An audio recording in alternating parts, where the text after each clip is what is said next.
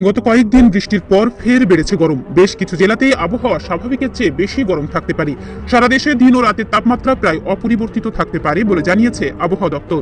সংশ্লিষ্টরা জানান, বর্ষাবাহী মৌসুমী বায়ু দেশে প্রবেশ করলেও সারা দেশে গরম বৃদ্ধি পাচ্ছে। রাজধানী সহ বেশিরভাগ অঞ্চলে ভ্যাপসা গরমে বিপর্যস্ত জনজীবন।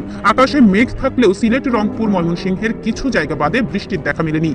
তবে সিলেট অঞ্চলের উপর দিয়ে দমকা বা ঝোড়ো হাওয়া সহ অস্থায়ীভাবে বৃষ্টি বা বজ্রসহ বৃষ্টি হতে পারে। 6 জুন আবহাওয়ার পূর্বাভাসে বলা হয়, সিলেট অঞ্চলের উপর দিয়ে পশ্চিম বা উত্তর পশ্চিম দিক দিয়ে ঘন্টায় 45 থেকে 60 কিলোমিটার বেগে দমকা বা ঝোড়ো হাওয়া সহ অস্থায়ীভাবে বৃষ্টি বা বজ্রসহ বৃষ্টি হতে পারে।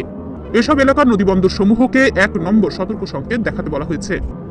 এছাড়া বৃহস্পতিবার সন্ধ্যা 6টা পর্যন্ত রংপুর, ময়মনসিংহ ও সিলেট বিভাগের কয়েক জায়গায়, রাজশাহী, ঢাকা ও চট্টগ্রাম বিভাগের কিছু কিছু জায়গায় এবং খুলনা ও বরিশাল বিভাগের 2-1 জায়গায় বৃষ্টি বা বজ্রসহ বৃষ্টি হতে পারে। সেই সঙ্গে রংপুর, ময়মনসিংহ ও সিলেট বিভাগের কোথাও কোথাও ভারী থেকে অতি ভারী বর্ষণ হতে পারে।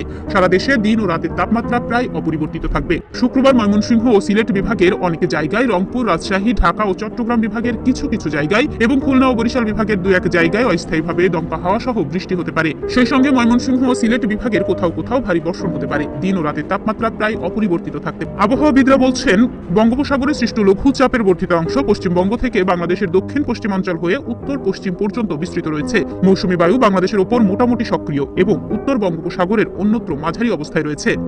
দেশের উত্তর পূর্বাঞ্চলে আরো 5 দিন বৃষ্টি বা বজ্রসহ বৃষ্টি অব্যাহত থাকতে পারে।